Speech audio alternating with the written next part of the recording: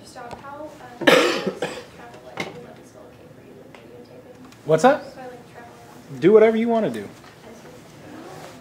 Offend our technology.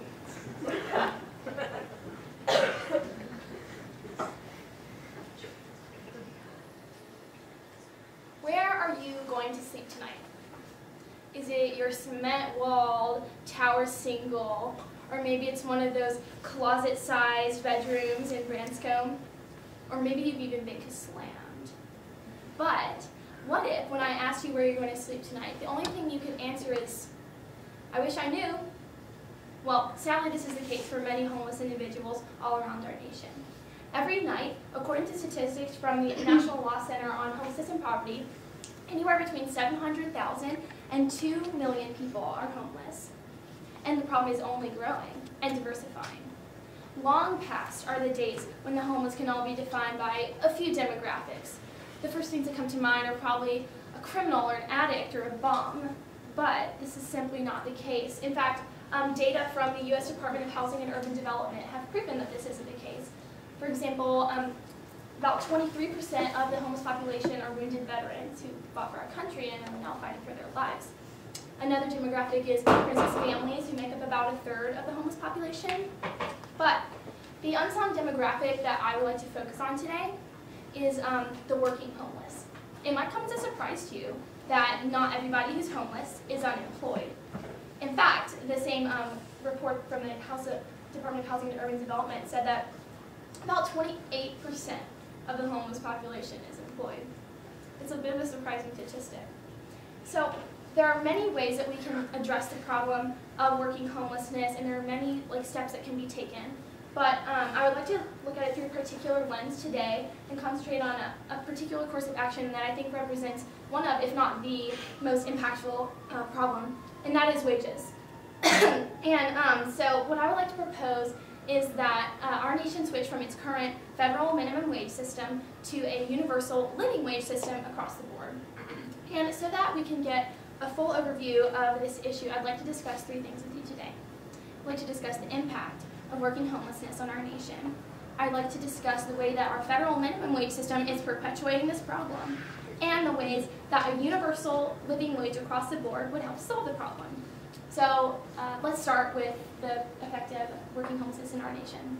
As I mentioned a moment ago, as many as 200,000, as many as 2 million people will be homeless tonight, thousands of whom will go to work tomorrow morning. So let me give you, to demonstrate what this is like, let me give you a couple of testimonies. Here's one woman from Milwaukee who is homeless and working, and these are her words. Before I was homeless, I was abandoned, working a job, struggling. These were harsh conditions. People were being allowed to rent for outrageous money. All your money was going to rent, light, gas. You had 60 cents left over. Your kids are hungry, and you feel like less than a human being. So something I had to give. It was either allow my children to remain housed but hungry and sick, pay $400 to live with roaches and rats, or leave and survive. She did what any parent would do. Now, take for instance the story of Michael Brown, who's both an artist and a dishwasher in Kansas City, who recently became homeless because he couldn't afford to pay for housing and also produce art at the same time. I think he put it well in his words when he said, "That's some hard labor, a lot of work for a little to show for it at the end of the day, because I always had next month's bills to pay.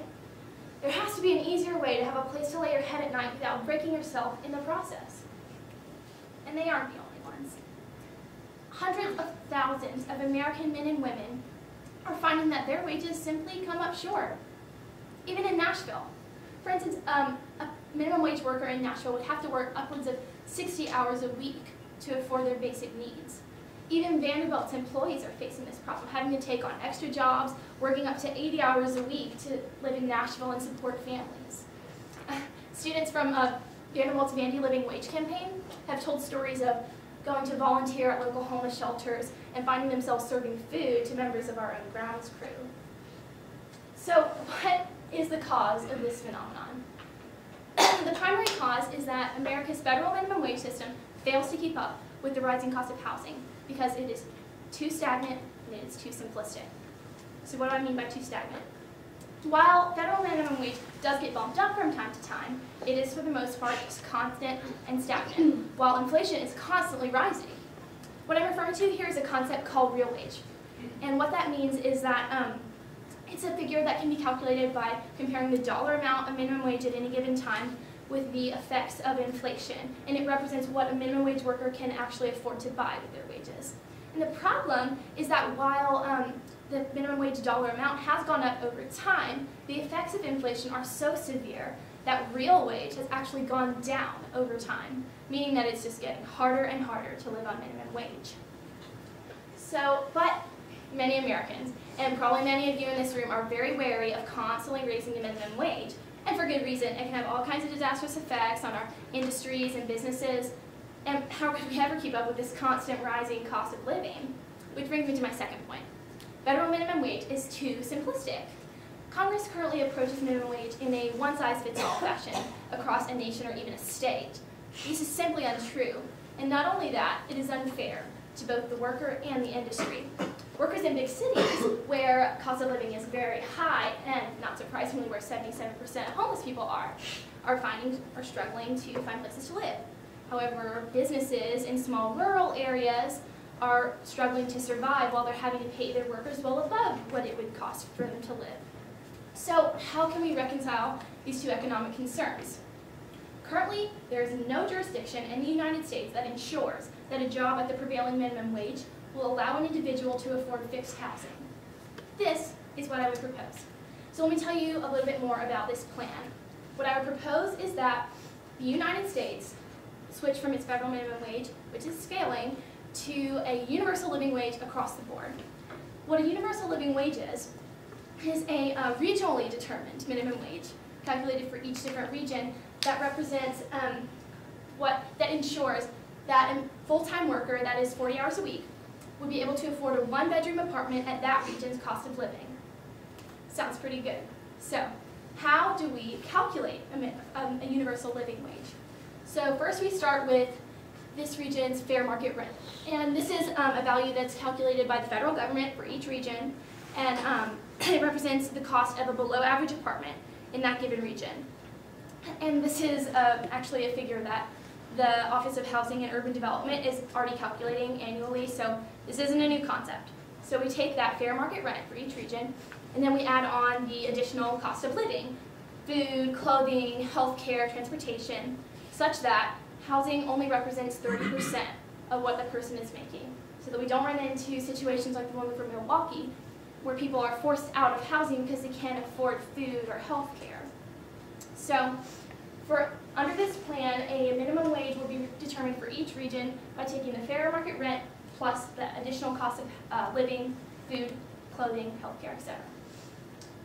This will address the stagnancy of minimum wage because it is directly correlated with the rising cost of housing and living on an annual basis, and this will address the simplicity and the one-size-fits-all fallacy of federal minimum wage because it is regionally determined and specified, and it's not in a one-size-fits-all sort of way. And it makes life affordable for both the worker and the industry, big cities and small towns. However, many people worry that this sort of system would have bad effects on workers, such as layoffs or loss of hours, but we can see from past trials that this is not the case. For instance, when the Economic Policy Institute did a study on a trial of living wage in Baltimore in 1999, they found that there were no significant job losses and no significant loss of hours. So if this can work in a trial situation like this, and like many others that have occurred across the nation since 1999, I feel that it can definitely work, or at least be a really good option to try in our nation. And so I'm going to go ahead and conclude by just recapping what we've discussed today. First we talked about the impact of working homeless in America. Next we talked about how the federal minimum wage is perpetuating this problem because it is too simplistic and too stagnant. And then we discussed how a universal living wage will help to solve this problem by making a regionally determined and specified minimum wage for each place based on its fair market rent and cost of living. So let me just conclude by saying that housing is a basic human need, and no working American citizen should be unable to secure it. This is why America has to implement a universal living wage across the board as a nation. I would encourage you to write to your local representatives and to support living wage movements that are going on across the nation as we speak. And to remember that when we get into our tiny college beds at night, there are hundreds of thousands of working men and women across our nation who don't have that same luxury. Thank you.